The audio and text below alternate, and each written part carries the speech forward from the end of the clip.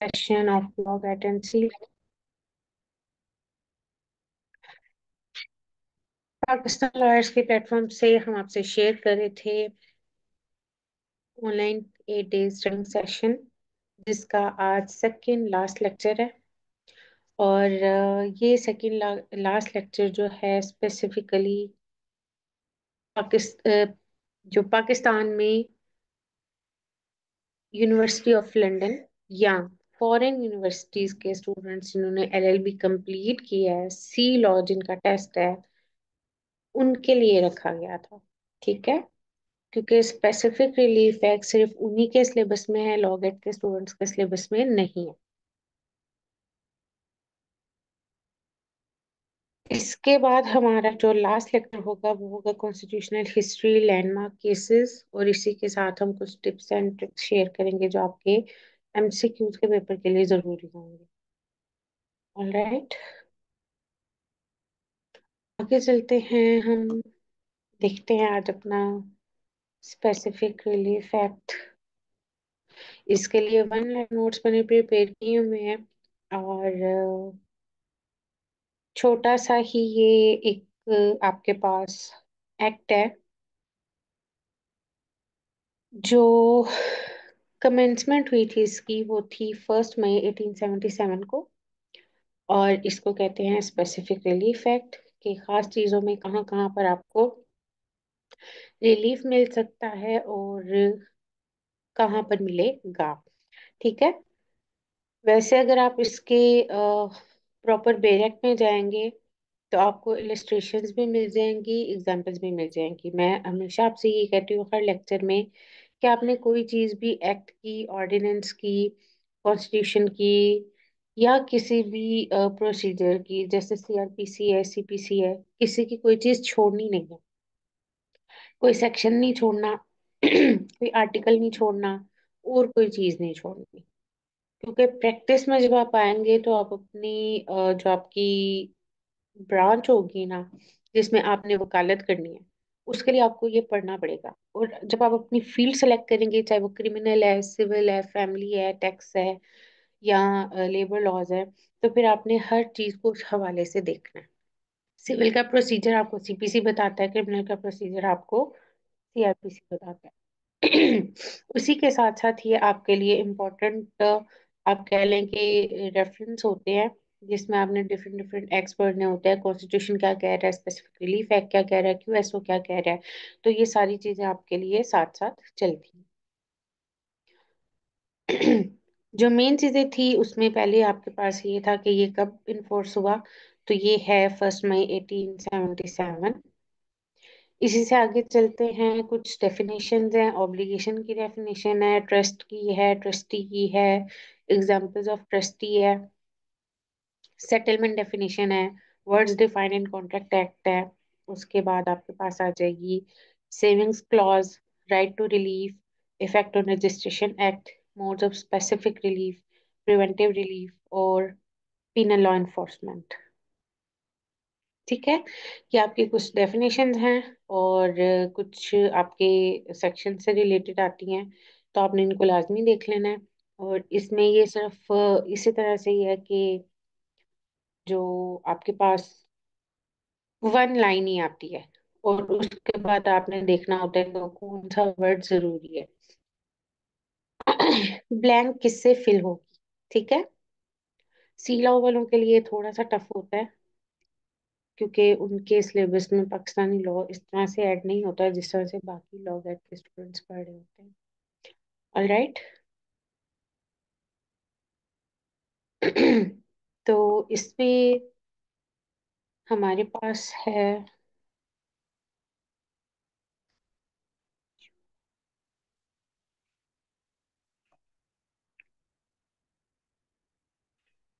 Specific relief में हमारे पास chapter number 1 है, of recovering possession of property.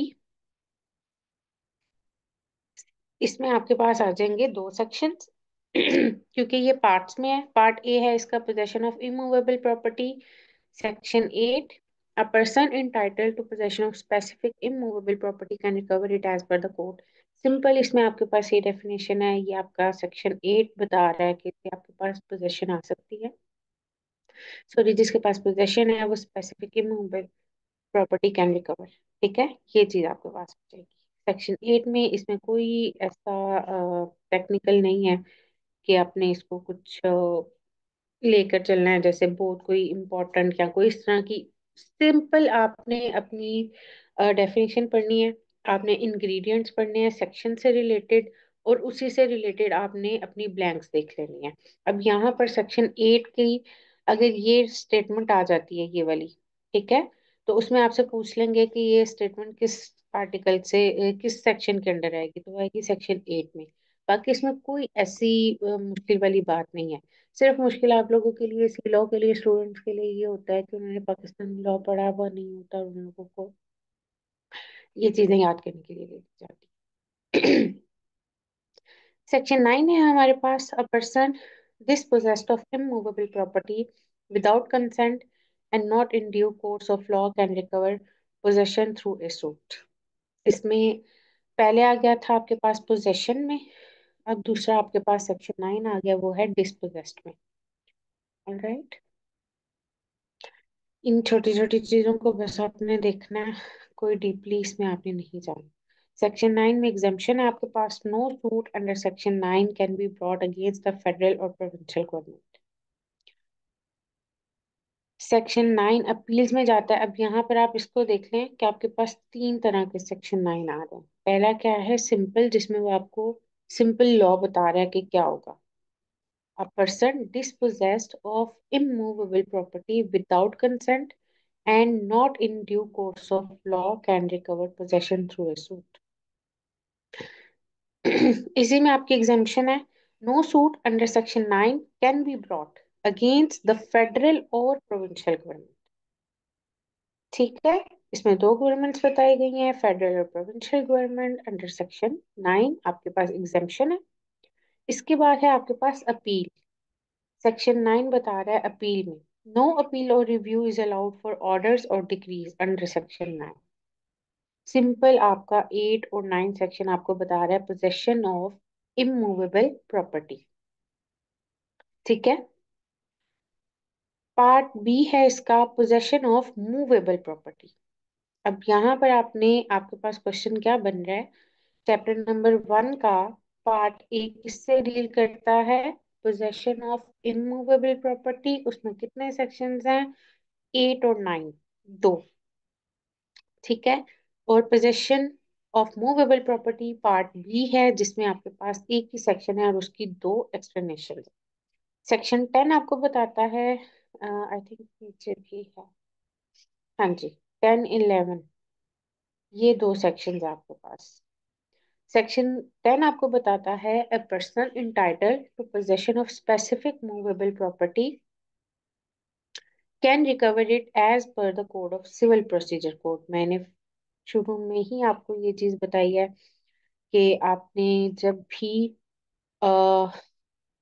Practice करनी है, कचहरी जाना है, केसेस करने हैं, तो आपने किसी भी चीज को नहीं छोड़ना। हर चीज आपको आपके प्रोसीजर में मिलेगी, और आपके पास दो प्रोसीजर हैं, एक सिविल और एक क्रिमिनल। ठीक है, बाकी सब आपके पास हेल्पिंग मटेरियल है, जैसे क्यूएस है, उसमें आपको बताते हैं कि जी एविडेंस कितने टाइप के होने चाहिए, एविडेंस कैसे होने चाहिए, उसके लिए क्या क्या चीज है, सेकेंडरी क्या है, प्राइमरी क्या है, ये सारी चीजें आ जाती हैं। उसके बाद विटनेसेस आ जाते हैं। आप जितना क्यूएसओ को डीपली पढ़ेंगे उतना ही आपकी अच्छी अंडरस्टैंडिंग होगी। इसी तरह आपके पास है सीपीसी, जैसे इसका भी जिक्र किया गया है, person entitle to possession of specific movable property can recover it as per the code of civil procedure. तो ये सारे प्रोसीजर्स आपने पढ़ने हैं, किसी एक को भी नहीं छोड़ना। जब आप अपनी क्या कहते हैं फील्ड, आप अपनी फील्ड डिटरमिन करेंगे ना, कि मैंने इस फील्ड में जाना है, मैंने सिविल का अच्छा वकील बनना है, मैंने क्रिमिनल का अच्छा वकील बनना है, तो फिर आपको ये प्रोसीजर्स हेल्प आउट करते हैं। उसके साथ आपको हेल्प करेंगे ऑर्डिनेंसेस, कॉन्स्टिट्यूशन, कोड्स, और जो आपके प्रोफेशनल एथिक्स है। ठीक है। सेक्शन 10 की एक्सप्लेनेशन नंबर 1 है trustee can sue for possession on behalf of the beneficiary. और एक्सप्लेनेशन 2 है temporary rights to possession are sufficient for a suit under this section. इसमें सिंपल बताया गया है कि कौन सी पोजेशन कैसे ली जा सकती है, और वो भी मूवेबल प्रॉपर्टी के तहत।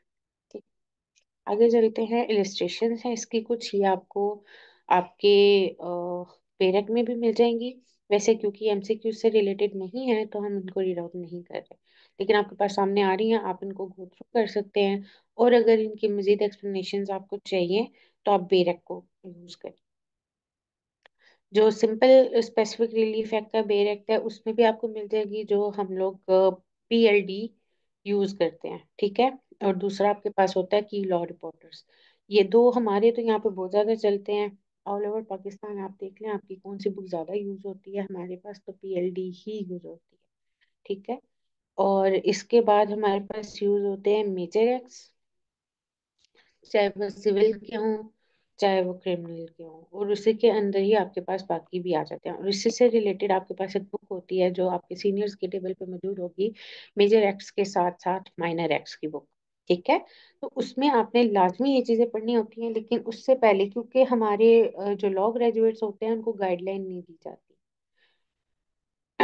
या तो वो अपनी चॉइस के किसी भी वकील के पास चले जाते हैं, या फिर जहां पर उनके पेरेंट्स भेजते हैं वो वहीं पर स्टक रहते हैं कि जी घर वालों ने यहाँ पे भेज दिया, बड़े भाई ने भेज दिया है, अब्बू ने भेज दिया है, या फलाने किसी मामू ने भेज दिया, चाचू ने भेज दिया। वो बच्चे इस चीज को समझ ही नहीं पाते कि हमने किस ट्रैक को लेना है। तो मैं जो बच्चे यहाँ पर हमें सुन रहे हैं या जिनके पास भी ये लेक्चर्स आएंगे, मैं उन्हें बोल रही हूँ कि आपने अपनी अपनी जो फील्ड है ना वो खुद डिटरमिन करनी है, वो खुद देखनी है, वो खुद सेलेक्ट करनी है। आपने 5 साल में बहुत सारे लॉज पढ़े हैं। ठीक है। सीपीसी, सीआरपीसी, स्पेसिफिक रिलीफ है, constitution, labour laws, international law, Muslim law, family law, ये सब लॉज आपने पढ़े हैं। और आप जिस सब्जेक्ट में अच्छे हैं आप उसकी फील्ड आगे ले सकते हैं। क्रिमिनल में जाएं, सिविल में जाएं, लेबर लॉज में जाएं, रेंटल लॉज में जाएं, कॉन्स्टिट्यूशनल के केसेस में जाएं, इलेक्शन के केसेस में जाएं, मतलब आपके पास रेंज है, टेक्स्ट में चले जाएं। लेकिन पहले अपने आप को देखें कि आप कहाँ पे स्टैंड कर रहे हैं। जब तक आप खुद डिसाइड नहीं करेंगे ना, आपको कोई सीनियर नहीं कहेगा कि बेटा आप फलानी में चले जाओ, या आप क्रिमिनल को देख लो, या आप टैक्स को देख लो। किसी ने आपको नहीं बताना। आप चले गए हो एक ऑफिस में, तो वहीं पर उन्होंने आपको फाइल्स पकड़ा देनी है, जाएं जी अदालत में जाएं डेट लेकर आए। नहीं तो क्या देंगे, कोई फाइल सेट कर दें, तो फाइल सेट करने के लिए ही आपको कम से कम 3 मंथ्स लग जाते हैं। ठीक हो क्या। तो जब आप अपनी फील्ड डिटर्मिन कर लेंगे, तब आपको पता चल जाएगा कि आपने कौन कौन सा लॉ पढ़ना है। इसी में आगे चलते हैं हम सेक्शन 11 में, liability for delivery of movable property. Section 11 हमें बता रहा है possession of a movable article must be deliver to the rightful claimant in specific cases. आपको स्पेसिफिक रिलीफ एक्ट के नाम से ही पता चल जाना चाहिए कि ये किस बारे में बात हो रही है। हर चीज में स्पेसिफिक आ रहा है कि ये खास तौर पर किसके लिए बोला जा रहा है। ठीक है। बहुत ही सिंपल लैंग्वेज में मैंने यहाँ वन लाइनर नोट्स बनाए होते हैं जिनको मजीद डिफाइन करने की जरूरत नहीं होती। 11A आपको बताता है delivery can be compelled when the defendant hold the item as an agent or trustee. 11B आपको बताता है delivery can be compelled when monetary compensation is inadequate। 11C बता रहा है when actual damage is difficult to ascertain। और 11D बता रहा है possession was wrongfully transferred। अब ये हमारे पास आ गए 4 तरह के sections, clauses। ठीक है। अब यहाँ पर कंफ्यूजन क्या हो सकता है कि जी बी में क्या आ रहा है, सी में क्या आ रहा है और डी में क्या आ रहा है। तो सिंपल यहाँ पर मैंने एक एक लाइन में आपके लिए बताया हुआ है।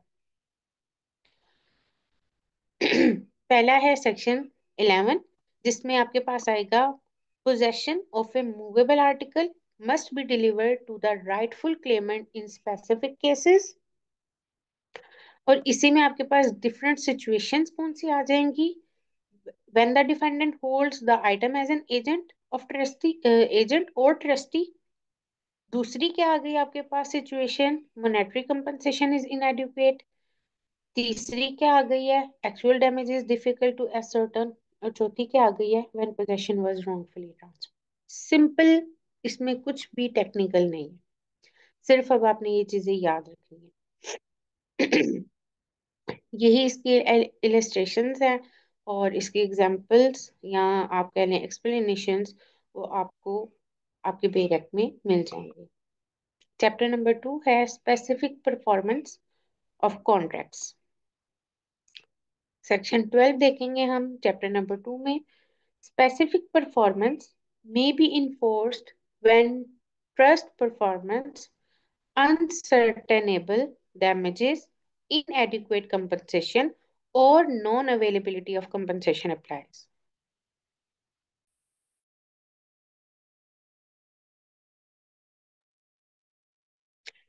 यहाँ पर अब आपके पास सेक्शन 12 में 2 से 3 चीजें आ रही हैं। when trust performance आ जाएगा, unascertainable damages, inadequate compensation और नॉन अवेलेबिलिटी ऑफ compensation, ये 3 चीजें आ गई। ठीक है, सेक्शन 12 में। सेक्शन 12 की एक्सप्लेनेशन भी दी है। Breach of contracts to transfer immovable property is presumed irreparable by monetary compensation. ठीक हो गया। ये जो एग्जाम एक्सप्लेनेशन है ये आपकी एमसीक्यूज में नहीं आती, आपके पास आएगा सेक्शन 12 जिसकी ये स्टेटमेंट दी गई। ऑलराइट, सेक्शन 13 है contracts remain enforceable despite partial subject matter non existence unless wholly impossible. Section 14 आपको बताता है specific performance allowed if unperformed part is minor and compensable in money. और सेक्शन 15 में है specific performance disallowed if unperformed part is significant unless the plaintiff waives further claims। Difference क्या आ गया? 14 में आपके पास होगा स्पेसिफिक परफॉर्मेंस अलाउड और specific performance disallowed होगी आपके पास सेक्शन 15 में। सेक्शन 16 है independent contract parts can be specifically enforced if separable. Simple simple चीजें हैं, सिर्फ आपने सेक्शंस को देखना है और साथ एक डेफिनेशन देख लेनी है और आपने इसको याद कर लेना। बाकी इसमें कोई खास चीज नहीं है और ये है भी बहुत छोटा सा। बाकी तो बहुत आपका लेंथी लेंथी था ना पोर्शन, ये वाला आपका बहुत शॉर्ट और सिंपल पोर्शन है। सेक्शन 17 है specific performance of part contract allowed only पर सेक्शंस 14, 15 और 16। आपको सीआरपीसी, सीपीसी, यूएसओ और I think constitution, PPC, sorry constitution नहीं पीपीसी याद होगा, मैंने आपको इसके बारे में बताया था। जिस सेक्शन में आपके पास ये आ जाए क्रॉस रेफरेंस 14, 15 और 16, तो इसमें आपने क्या करना होता है? अब जैसे सेक्शन 17 में आपको बताया गया है specific performance of part contracts allowed only पर सेक्शंस 14, 15 और 16, तो आपने इसको रीड आउट कर लेना दोबारा से। 14 में क्या था हमारे पास? Specific performance allowed. 15 में क्या था? डिसअलाउड। और 16 में क्या था? Enforced if separable. ये 3 चीजें डिफरेंट होगी और यही चीज अब आपके पास आ जाएगी सेक्शन 17 में। बता रहा है कि कौन से कॉन्ट्रैक्ट अलाउड होंगे, वो अलाउड होंगे जो आपके 14, 15 और 16 में बताए गए। सिंपल। सेक्शन 18 में आपके पास purchaser or lessee can enforce vendor or lessor's later acquired interest, validate title or redeem mortgages. ये 3 चीजें आ गई, वैलिडेट टाइटल, रिडीम मॉर्गेजेस। और ये किससे करेंगी? परचेजर और लेसी से और वेंडर और लेसर से। ठीक है। सेक्शन 19 है कंपनसेशन में बी अवॉर्डेड विद और instead of specific performance if justice demands. Section 20, liquidated damages do not bar specific performance if the contract is otherwise enforceable. Simple simple सी लाइंस हैं, simple language है, कुछ भी उसमें वैसे जो बेर एक्ट में लैंग्वेज यूज की जाती है थोड़ी लीगल होती है, कुछ ट्रिकी होती है। यहाँ पर आपको सिंपल लैंग्वेज में सब चीजें क्लियरली इजी समझा दी गई है। ठीक है। सेक्शन 21 में आपके पास इंग्रेडिएंट्स हैं। Contracts not specifically enforceable. A में है contracts for which money compensation is sufficient can not be specifically enforced. B है contracts that depends on personal qualifications or volition or involve complex details cannot be enforced. Contracts with terms that cannot be determined with reasonable certainly are not enforceable. अच्छा, यहाँ पर जितने भी आपके पास ingredients है ना, जरूरी नहीं है कि ये इतनी बड़ी ही स्टेटमेंट आपके पास आए। सिंपल उन्होंने आपसे पूछ लेना है कॉन्ट्रैक्ट्स नॉट स्पेसिफिकली इन्फोर्सेबल किस सेक्शन के अंडर डील करते हैं, तो वो है आपका सेक्शन 21। ठीक है। अब इसी में ही अगर आपका कोई क्वेश्चन बनता है तो ये जितने भी आपके पास इंग्रेडिएंट्स है ना, ये 8 इंग्रेडिएंट्स, इनमें से वो कोई एक लाइन देकर आपसे एमसीक्यूज पूछ लेंगे। ठीक है। अब ये जैसे रिवोकेबल कॉन्ट्रैक्ट्स हैं can not be specifically enforce, तो इसमें आपसे वो रिवोकेबल की पूछ लेंगे कि इसमें आपके पास कौन सा आएगा। Contracts made by trustees in breach of their trust or beyond their powers are unenforceable. Contracts made by corporations beyond their powers are not enforceable. Contracts involving continuous duties extending beyond 3 years are unenforceable. एक सेकेंड। हाँ जी। 7 है आपके पास contracts involving continuous duties extending beyond 3 years are unenforceable. अब यहाँ पर आपके पास जो है वो 3 इयर्स का एमसीक्यूज बन सकता है। ठीक है। अगर आप लोगों ने बेरेक खोले में है या आप अभी सिर्फ लेक्चर ले रहे हैं और आपके पास कोई हैंड सॉरी नोटबुक है, तो प्लीज उसको नोट डाउन कर ले कौन कौन सा एमसीक्यूज है, बाकी आप इसको वीडियो में दोबारा भी देख सकते हैं। Contracts based on a subject matter that ceased to exist before the contract was made cannot be enforced. अच्छा, जब कॉन्ट्रैक्ट्स और एग्रीमेंट्स की बात आती है ना, तो क्लियरली कहा जाता है कि जिस तरह की भी कंडीशंस आप लिख रहे हैं ना, या जिस तरह का भी काम आप चाहते हैं, तो कॉन्ट्रैक्ट्स में और एग्रीमेंट्स में पहले ही लिख दिया करें। क्योंकि जब आपके केसेस होते हैं ना, तो फिर आप डॉक्यूमेंट से बाहर नहीं जा सकते या अपनी मर्जी से कोई चीज नहीं ऐड कर सकते। मतलब अगर आपने लिखा हुआ है कि मैंने 5 लाख लेना है, तो मतलब आपने 5 लाख ही लेना है, आप उसको 5 को 6 नहीं कर सकते किसी भी तरह से। ठीक है। लेकिन कुछ केसेस ऐसे होते हैं जैसे तकरीबन 5 लाख, जिसमें आपके पास इस तरह लिखा जाए ना कि तकरीबन 5 लाख, तो उसमें फिर आप बढ़ा चढ़ा के कुछ ज्यादा कम कर सकते हैं। लेकिन जहां पर आपके पास एग्जैक्ट अमाउंट लिखी हुई है ओनली 5 लैक्स या 5 लैक्स ओनली, तो फिर उसमें आप ना ज्यादा कर सकते हैं ना कम कर सकते हैं। इसीलिए कहा जाता है, इसीलिए अक्सर वकील कहते हैं कि जब भी आप कॉन्ट्रैक्ट करें तो उसमें चीजें क्लियरली मेंशन किया करें। ठीक है। और दूसरा ये कि बहुत सारे केसेस ऐसे होते हैं जो अपने दोस्तों से ट्रस्ट की बेस पे कर लिए जाते हैं। ठीक। आपने कांटेक्ट कर लिया दोस्त के साथ, आपने कांटेक्ट कर लिया कजन के साथ, आपने कांटेक्ट कर लिया बहनोई के साथ, वो ट्रस्ट बेस्ड हो जाता है, रिश्तेदारी भी हो जाती है, तो उसी में लोग मार खा जाते हैं। मैं ये नहीं कह रही कि रिश्ते आपको धोखा देते हैं, लेकिन आप खुद रेशो देख लें, जितने भी केसेस हैं वो इसी तरह से ही हैं। बहनोई ने धोखा दे दिया, दामाद ने धोखा दे दिया, आप कह लें चाचू ने धोखा दे दिया, मतलब इस तरह के जितने भी रिलेटिव्स आते हैं ना, वो 95% केसेस आपके ऐसे ही चल रहे होते हैं। तो रिश्तेदारी का लिहाज जरूर रखें, लेकिन कोशिश करें कि जितनी भी चीजें आपकी हैं उनको राइट डाउन करें, क्योंकि खुदा न खास्ता कल को अगर कोई ऐसा प्रॉब्लम होता है तो आप सिर्फ उसी चीज की डिमांड कर सकते हैं जो आपके कॉन्ट्रैक्ट या एग्रीमेंट में थी। All right. समटाइम ऐसा होता है कि रिश्तेदारी में या ट्रस्ट बेस पे हम कह देते हैं कि जी लिख लिया ना, बस इसका मतलब है हमने पैसे दे दिए। तो यहाँ पर फिर आप मार खा जाते हैं, क्योंकि वो जो लिख लिया होता है ना, अदालत ने तो उस लिखे हुए को ही मानना है। अदालत ने ये नहीं मानना कि जी आपने बाद में पैसे दिए थे या नहीं दिए थे। ठीक है। तो ये चीजें, आप लोग अब लॉ ग्रेजुएट्स हैं और सी लॉ के या लॉ गेट के टेस्ट पास कर रहे हैं, तो अपनी रिस्पॉन्सिबिलिटी समझें और अपने घर वालों को भी ये चीजें समझाएं कि रिश्तेदारी एक तरफ, लेकिन अच्छाई और बुराई भी एक। सेक्शन 22 में है आपके पास discretion of the court. General discretion है हमारे पास, the court has discretion to grant और refuse specific performance based on judicial principles.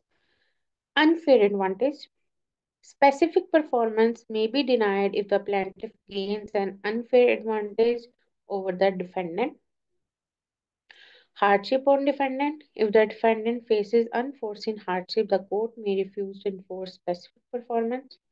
Substantial performance. If the plaintiff has performed substantial acts or suffered losses due to the contract, specific performance may be granted.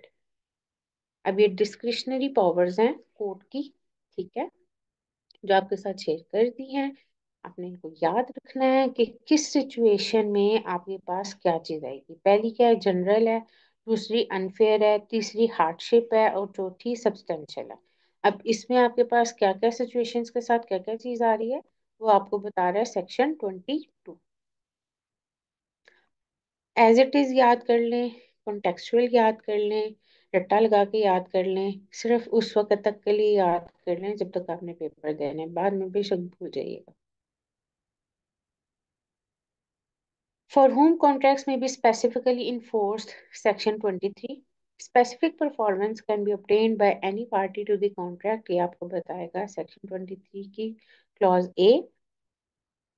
Representatives in interest or principles of any party may seek specific performance unless personal attributes are material to the contract. Section 23, Clause B, या subsection B. Persons beneficially entitled under marriage settlements or family compromises may obtain specific performance. Section 23, Clause और subsection C. ठीक है। Already मैं family की भी बात कर चुकी हूँ, तो ये देख लें। अब आप इसमें भी आ रहा है आपके पास स्पेसिफिक परफॉर्मेंसेस है। The remainder man may enforce contracts entered by a tenant for life. Section 23D. Reversioners in possession can enforce covenants made with their predecessors. Section 23E. Reversioners in remainder may enforce covenants if a breach causes material injury. तो ये आपके पास आ जाएगा 23F। अब यहाँ पर हमारे पास है सेक्शन 23, जिसके हमने ये क्लॉजेस पढ़े हैं। और क्लॉजेस में से भी एक आधा पूछा जाता है, बाकी वही होता है कि जी मेन सेक्शन आपका क्या है। ठीक। आगे है हमारे पास जी, सेक्शन 23 क्लॉज और sub section ji.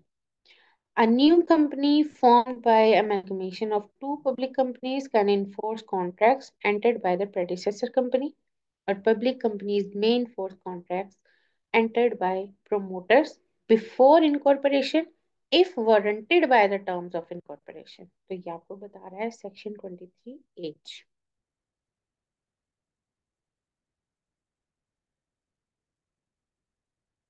For whom contracts cannot be specifically enforced, section 24। जो आपके पास ज्यादा हाईलाइटेड है या बोल्ड में है, वो इम्पोर्टेंट है। ठीक है। जैसे सेक्शन 24 इम्पोर्टेंट है, for whom contracts can not be specifically enforced. Specific performance cannot be enforced by a person who cannot claim compensation for the breach. Section 24, subsection या clause A. A party incapable of performing or violating essential terms of the contract cannot seek specific performance. Section 24B. Specific performance is barred for those who have already obtained satisfaction for the breach. Section 24C. Specific performance cannot be enforced by a person who knew of an existing settlement on the subject matter. Section 24D। ये थे आपके पास ingredients section 24 के। अगर आप इसको Barack में देखेंगे तो ये आपको पूरा एक पैराग्राफ की सूरत में मिलेगा, ठीक है। और इसमें क्योंकि इलस्ट्रेशंस भी होंगे, एक्सप्लेनेशंस भी होंगे, तो उनकी हमें ज़रूरत नहीं होती।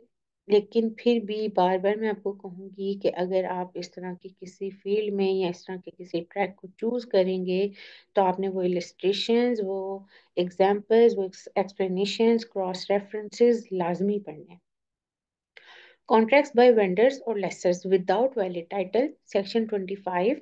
Contracts by someone who knowingly has no title to the property cannot be enforced. Simple बात है, no title to the property, ठीक है। Section 25A. Contract cannot be enforced if the seller cannot provide a title free from reasonable doubt. 25B इसमें reasonable doubt को MCQs में पूछा जा सकता है। A vendor who has previously made a voluntary settlement on the property cannot enforce the sale. Section 25C. Non-enforcement except with variation. Section 26 बता रहा है non-enforcement except with variations.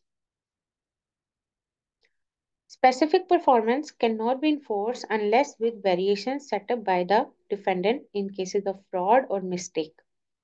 Simple है। सेक्शन 26A बता रहा है specific performance can not B enforce unless with variations set up by the defendant in cases of fraud और mistake. Fraud तो समझ में आ रहा है कि दूसरा बंदा आपके साथ चीट कर जाता है, धोखा दे जाता है। मिस्टेक वही आपकी होती है कि आप जब भी इस तरह की चीजें साइन करते हैं, पढ़ते नहीं है, या ओवर ट्रस्ट की वजह से आप मार खा जाते हैं, ठीक है।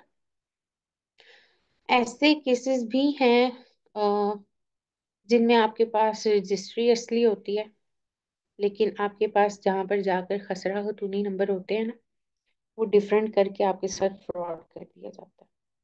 और इस तरह के केसेस क्योंकि मैंने खुद भी डील किए हैं, तो फिर वो पार्टी जो होती है ना, वो कहती है हमें ये बताएं हमारा क्या कसूर है जब हमने ये खरीदी है, हमने अपने हाथों से पैसे दिए। तो थोड़ा सा भी आप जब लीनियंट हो जाते हैं ना किसी पे, बिल्कुल ही थोड़ा सा माइनर सा भी, तो वहां पर आप धोखा खा जाते हैं, ठीक है। चाहे वो रिश्तेदारी हो, चाहे वो दोस्ती यारी हो, चाहे वो बिजनेस टर्म्स हो, या किसी भी और तरीके से हो। इसलिए जो भी काम करें सोच समझ कर, आंखें खोल कर, सिर्फ आंखें ही नहीं बाकी सेंसेस भी खोल कर, क्योंकि एक एक चीज में आपको जो है ना कोई ऐसा धोखा भी हो जाता है, और आपके ट्रस्ट को भी तोड़ा जाता है, और आपसे बात कोई और की जाती है और चीज कोई और दी जाती है, ठीक है। Specific performance requires variations if the defendant entered the contract under a misapprehension. Section 26B में है। Contracts relying on a misrepresentation by the plaintiff cannot be enforced without variation. 26C. Contracts framed to achieve an unintended legal result cannot be enforced without variation. Contracts altered, पहले था contracts relying, फिर है contracts framed, फिर है contracts altered by mutual agreement after execution can only be enforced with the variation. 26E. Relief against parties and persons claiming under them by subsequent title. 27A है specific performance can be enforced against either party to the contract. 27B है can be enforced against persons claiming under subsequent title except transferees for value without notice. और 27C है can be enforced against persons with prior title that could have been displaced by the defendant. 27D है आपके पास, can be enforced against a new public company formed after the amalgamation of a contracting company. और 27E है, can be enforced against a public company for pre-incorporation contracts if ratified and warranted by incorporation terms. इसी में आपके पास है 27A, पहले आपके पास था 27, अब है 27A, specific performance for part performance of contract to lease. अभी आपके पास आ गई है लीज से related. 27A, lessor can claim if possession is delivered in part performance of the contract. 27AB, lessee can claim if possession is taken continued with an act in furtherance of the contract. और proviso आपके पास आ जाता है, rights of transferees for value without notice remain unaffected.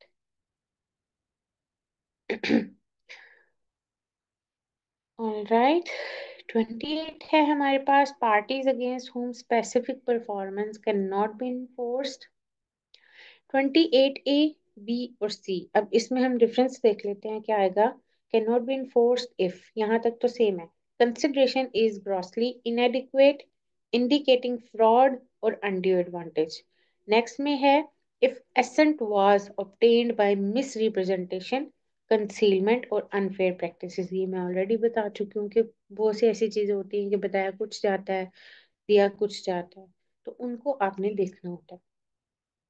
सी में है, if assent was given under mistake of fact, misapprehension or surprise, the unless compensated for the contract.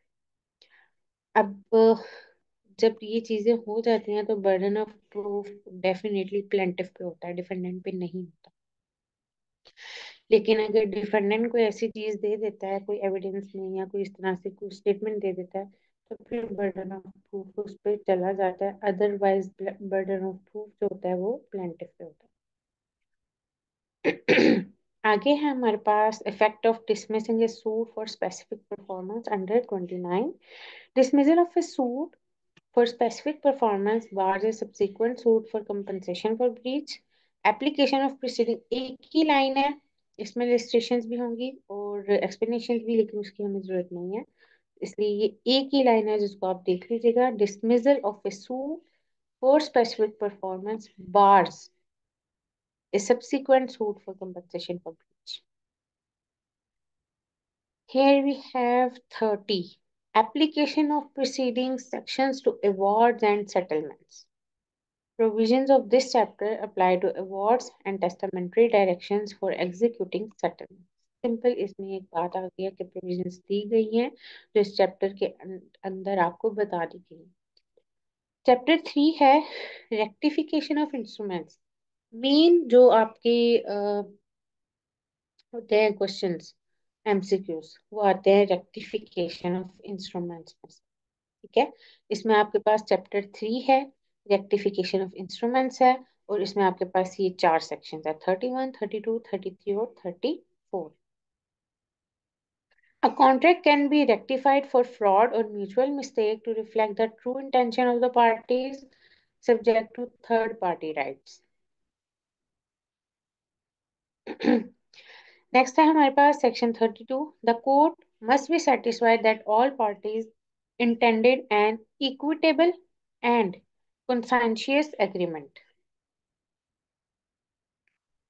Section 33. The court can inquire into the intended meaning and legal consequences of the instrument, not just its language.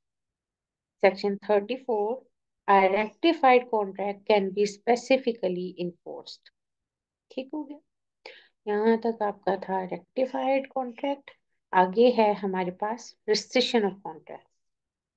Chapter number 4, rescission of contracts.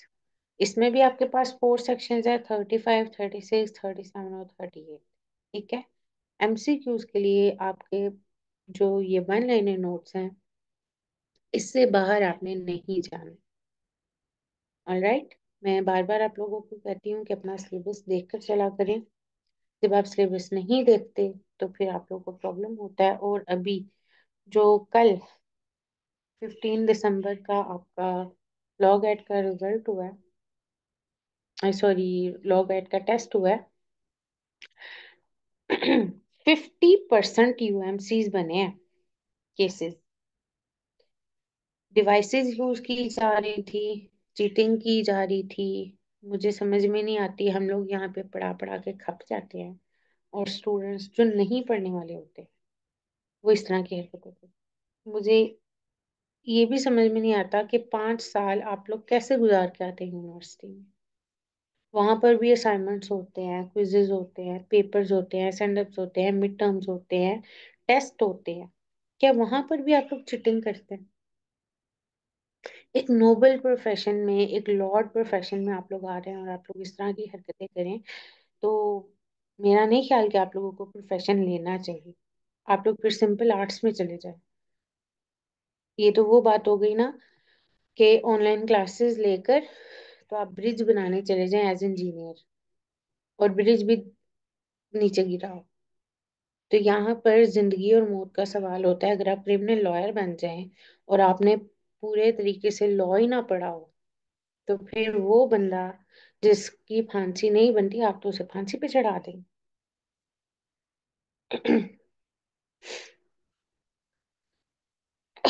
और फिर मानेंगे भी नहीं। और फिर वो आ जाता है, जी हम तो वकील हैं। तो सोच समझ कर काम किया करें। अब आप लोग बच्चे नहीं हैं, ऑलमोस्ट 25 26 आप लोगों की एज हो गई होगी लॉ गेट पास करते करते। उसके बावजूद भी आप लोग इस तरह की हरकतें करें तो शेम होगी। सेक्शन 35 है, a contract can be rescinded in various cases including voidability, unlawfulness and default in specific performance. Section 36, rescission for mere mistake is possible only if substantial distortion is feasible. Sorry, restoration. Section 37, a plaintiff can alternatively seek rescission in a specific performance suit. ठीक है, यहाँ पर बात आ गई है plaintiff की। Section 38, the court can require compensation from the party seeking rescission. वो कहते हैं ना, पहले आइए पहले पाइए। तो यहाँ पर वो हिसाब भी है कि जो पहले आएगा वो पाएगा भी। मतलब अगर आप पहले अपने सबूत दे देते हैं, या अपने कॉन्ट्रैक्ट के हवाले से या किसी भी चीज के हवाले से आप अदालत को कह देते हैं कि जी हमारे पास ये चीज है, और जज को सेटिस्फाई कर देते हैं, तो फिर वो आपके हक में चली जाती है। और बाज दफा हमने ऐसे भी केसेस देखे हैं कि प्लेंटिफ के पास भी समटाइम अच्छे सबूत होते हैं, लेकिन जो डिफेंडेंट होता है ना, वो कुछ ज्यादा ही अच्छे सबूत दे के केस अपने हक में करवा लेता है, हालांकि हक प्लेंटिफ का होता है। ठीक है, तो चैप्टर नंबर 5 है हमारे पास, of the cancellation of instruments. Section 39 है, a person can sue to cancel a void or voidable instrument if it may cause serious injury. The court can order cancellation and inform the registration authority. Section 40, a court can partially cancel an instrument if it evidences different rights or obligations. Partially से मैं आपको बता दूं, मैंने case किया था जिसमें some time ऐसा होता है कि जो जज होता है ना, वो अगर सेटिस्फाई हो जाता है आपकी किसी चीज से, आपके किसी पॉइंट से, तो वो आपको ऑर्डर जो देता है वो पार्शल हो जाता है, मतलब आधा माना जाता है, आधा वैसे ही रहने दिया जाता है। तो यहाँ पर भी ऐसे ही है, a court can partially cancel an instrument if it evidences different rights और ऑब्लिगेशंस। अब मेरा जो केस था उसमें ये था कि बाउंड्री और जो बाकी की जमीन थी उसमें फर्क आ रहा था, और वो पेपर्स भी बता रहे थे। तो उसमें फिर उन्होंने बाउंड्री और जो बाकी की जमीन थी उसको पेपर्स के हिसाब से देखते हुए पार्शल ऑर्डर दे दिया था, जिसमें हाफ उधर और हाफ इधर आ रहा था।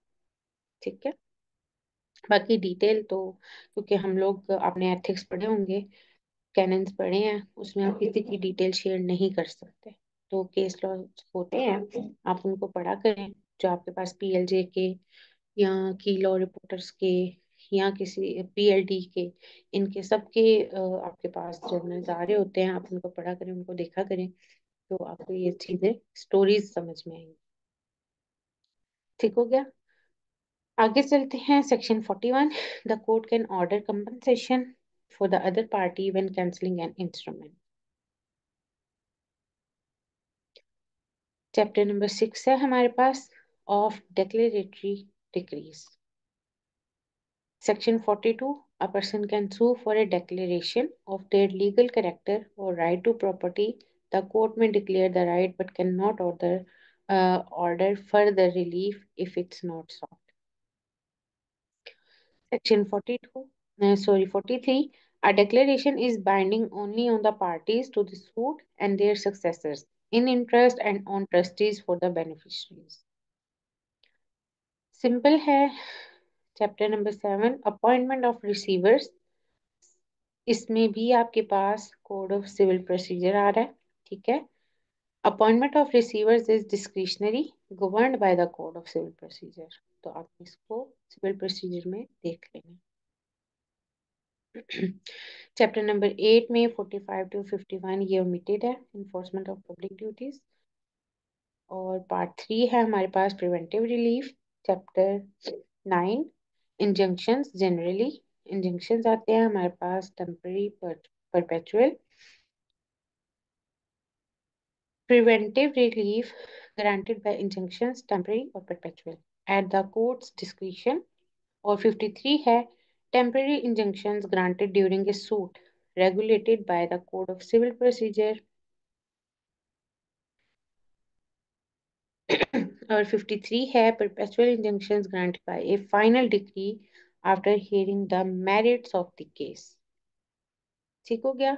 कुछ आपके पास पार्शली आ जाते हैं, कुछ आपके पास मेरिट्स पे आ जाते हैं, कुछ आपके पास एविडेंसेस पे आ जाते हैं, कुछ आपके पास बर्डन ऑफ प्रूफ पे आ जाते हैं। जिस जिस तरह से आपके केस की नेचर चेंज होती जाएगी, आपके फैसले पर असर पड़ता जाएगा। चैप्टर 10 है परपेचुअल इंजंक्शंस। इसमें हम इसके इंग्रेडिएंट्स देख लेते हैं, जो है 54 में। इसका भी इम्पोर्टेंट क्वेश्चन होता है, तो आपने इसके इंग्रेडिएंट्स भी लाजमी देखने हैं, और सेक्शन 54 को देखना है, परपेचुअल इंजंक्शन में आपके पास क्या आता है। Granted to prevent a breach of an obligation express or implied. इसमें ये आपका क्वेश्चन बन सकता है एक्सप्रेस और इम्प्लाइड का। For contractual obligations, chapter 2 rules apply.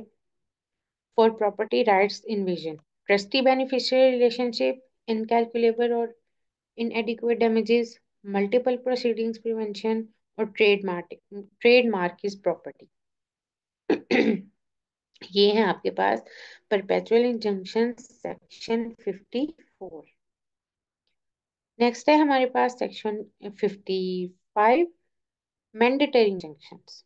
ठीक है। Granted to compel performance of acts to prevent a breach, और इसके एग्जांपल है removing obstructions, destroying confidential information and preventing harmful publications। ठीक है। और ऑलमोस्ट हमारा ये चैप्टर, हमारा जो स्पेसिफिक रिलीफ एक्ट है, ये खत्म होने वाला है।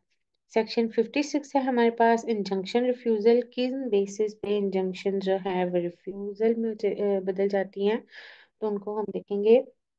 Refuse for pending judicial proceedings unless to prevent multiplicity, courts not subordinate legislative body applications, government duties or foreign sovereign acts, criminal matters, non-specifically enforceable contracts, potential unclear nuisance। और इसी के साथ आगे हम चलते हैं 57 पे। तो हमारे पास आ जाएगा injunction for negative agreements granted for negative parts of contracts even if affirmative parts aren't specifically enforceable। इसकी भी आगे आपके पास एग्जांपल आ जाएंगी 3। ठीक है। अब ये था हमारा स्पेसिफिक रिलीफ एक्ट। इससे रिलेटेड जो आपके पास इंजंक्शंस हैं, इनको आपने लाजमी देखना है। आपके पास दो टाइप के इंजंक्शंस होते हैं, मैंडेटरी और परपेचुअल। ठीक है। और इसमें आपके पास सेक्शन 52 इम्पोर्टेंट है, और ऊपर डिक्लेरेटरी डिक्रीज इंपॉर्टेंट है 42। इससे ऊपर आ जाए तो कैंसिलेशन ऑफ इंस्ट्रूमेंट्स है 39। इससे ऊपर आ जाए रिसेशन ऑफ कॉन्ट्रैक्ट्स है, और इससे ऊपर आ जाए तो रेक्टिफिकेशन। ठीक है, ये आपका पोर्शन इंपॉर्टेंट है जिसमें से 20 मार्क्स का आपके क्वेश्चन बनते हैं सी लॉ वालों के। लॉग एट के ये सिलेबस नहीं है। ठीक है, बट इट डजेंट मीन कि आपने लॉग एट वालों ने ये नहीं पढ़ना। आपने भी इसको पढ़ना है, और अपनी जो भी आपकी फील्ड है, जिस भी आप फील्ड में जाना चाह रहे हैं, जिस भी आप ब्रांच में जाना चाह रहे हैं, क्रिमिनल सिविल एनी एनीथिंग, ठीक है, तो आपने इसको लाजमी देखना है। इसके बाद ये जितने भी हमने सिंगल सिंगल सिंगल में पढ़े हैं, ठीक है, उनको आपने एक एक बार बस देख लेना है कि क्या है। जो बाकी अभी मैंने आपको बताया है कौन कौन से इम्पोर्टेंट है, इनको आपने डेफिनेटली याद करना। और यहाँ से आपके पास डेट्स हैं। कमेंसमेंट है इसकी whole of Punjab, sorry extension है इसकी होल ऑफ पंजाब, और कमेंसमेंट है इसकी 1 मई 1877। ठीक, और ये है आपके पास डेफिनेशंस। डेफिनेशंस यहाँ पर आपके पास सिंपल लैंग्वेज में है, लेकिन अगर आप अपनी ब्लैक स्लॉट डिक्शनरी खोलेंगे तो वहां पर आपको लीगल डेफिनेशंस मिल जाएंगे। ठीक हो गया, यहाँ पर आपको इसलिए सिंपल लैंग्वेज में दी जाती हैं ताकि जो स्टूडेंट्स फर्स्ट टाइम पढ़ रहे हैं या ऑलरेडी उन्होंने पढ़ा हुआ है तो उनको चीज़ें गो थ्रू हो जाए, सिर्फ एमसीक्यूज के लिए। लेकिन जब आपने किसी भी competitive एग्जाम में जाना है, चाहे वो सिविल जज के लिए हो, चाहे वो डीपीपी के लिए हो, चाहे वो डीडीपीपी के लिए हो, या किसी और 17 ग्रेड की पोस्ट के लिए हो, तो फिर आपने इसको विद इलस्ट्रेशंस, विद एक्सप्लेनेशंस, और जो आपका प्रपोजिशंस होते हैं उनके साथ पढ़ना होता है। ठीक हो गया, ये था हमारा आज का स्पेसिफिक रिलीफ एक्ट जो था स्पेशली सी लॉ के लिए। और यहाँ पर आज हमारा ये टेस्ट खत्म होता है। नेक्स्ट हम देखते हैं कि हमारे पास मेन क्या आ रहा है। एक सेकेंड, ये है जी हमारा शेड्यूल जो हमने शुरू किया था। ये रहा, आज हमारी सेकंड लास्ट क्लास थी स्पेसिफिक रिलीफ एक्ट से रिलेटेड। और अगर यहाँ किसी का कोई क्वेश्चन है एमसीक्यू से रिलेटेड, लॉग एट से रिलेटेड, सी लॉ से रिलेटेड, तो आप पूछ सकते हैं। और इसके अलावा अब हमारा जो रह गया है पोर्शन कॉन्स्टिट्यूशनल हिस्ट्री और लैंडमार्क केसेस का, वो हम करेंगे 19 को। और फिर इसके बाद हमारा जो होगा ये सेशन वाइंड अप हो जाएगा। और आई होप कि मैं जितना आपको समझा पाई हूँ उसमें आप अपना लॉग एट और सी लॉ पूरा कर पाए, मतलब पास कर पाए। ठीक है, क्योंकि अगर आप ये पास नहीं करेंगे तो आपका जो है लाइसेंस नहीं आएगा, और जब आपका लाइसेंस नहीं आएगा तो आप प्रैक्टिस नहीं स्टार्ट कर सकते। मैं हूँ आपके साथ नताशा सेठी, दुआ में याद रखिएगा। और इंशाल्लाह मिलेंगे हम नेक्स्ट क्लास में जो कि लास्ट। तब तक के लिए अल्लाह हाफिज।